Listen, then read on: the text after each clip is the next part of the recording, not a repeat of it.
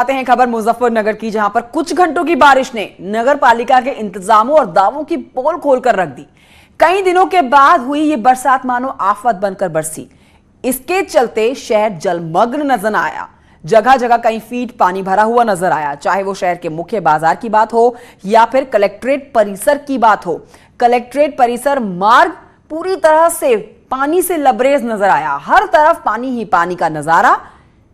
Weekend lockdown के चलते ज्यादातर लोग अपने अपने घरों में ही थे, लेकिन जो लोग जरूरी काम से अपने कामों के लिए बाहर निकले हुए थे घर से, वो बरसात के इस पानी में फंसते हुए नजर आए।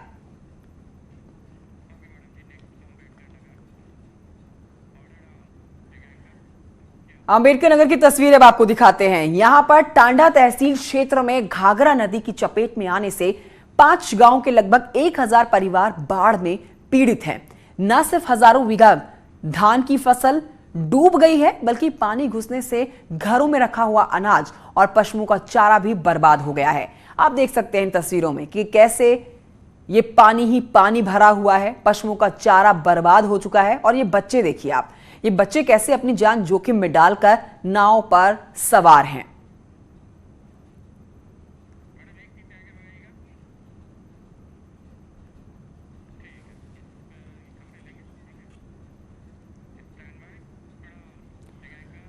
और बार बारिश के आए हुए इस नुकसान में एक तस्वीर देवरिया से भी निकलकर सामने आई है। यहां पर नदियां नाले उफान पर हैं। इसी के चलते कई गांवों में बाढ़ का पानी घुस चुका है। त्राहिमाम त्राहिमाम की स्थिति हो रखी है। जनजीवन पूरी तरह से अस्त व्यस्त नजर आ रखा है।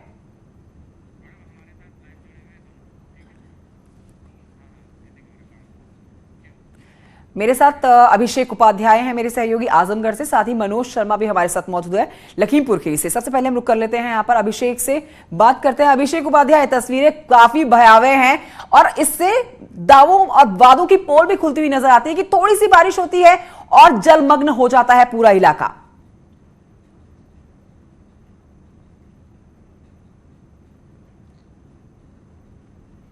निश्चित तौर पे आपको बताना चाहेंगे कि पिछले एक सप्ताह में जिस तरीके से घाघरा अपने रौद्र रूप में थी, काफ़ी तबाही मचाई है। करीब 2 दर्जन से अधिक गांव जो है घाघरा की चपेट में है। ऐसे में वहां के लोग जो है अपने घरों के छतों पर अपना आशियाना बनाए हुए थे, तो जो झोपड़पट्टियों में रहते थे उन्होंने बंधे पर शरण ले लिया है, क्योंकि पूरा जो करीब 2 दर्जन गाँव है पूरी तरीके से जलमग्न हो गए। साथ ही साथ वहाँ का जो रिंग बंधा था वो भी जो है टूट गया था, तो उसे फिलहाल जो है अभी तक जोड़ लिया गया है।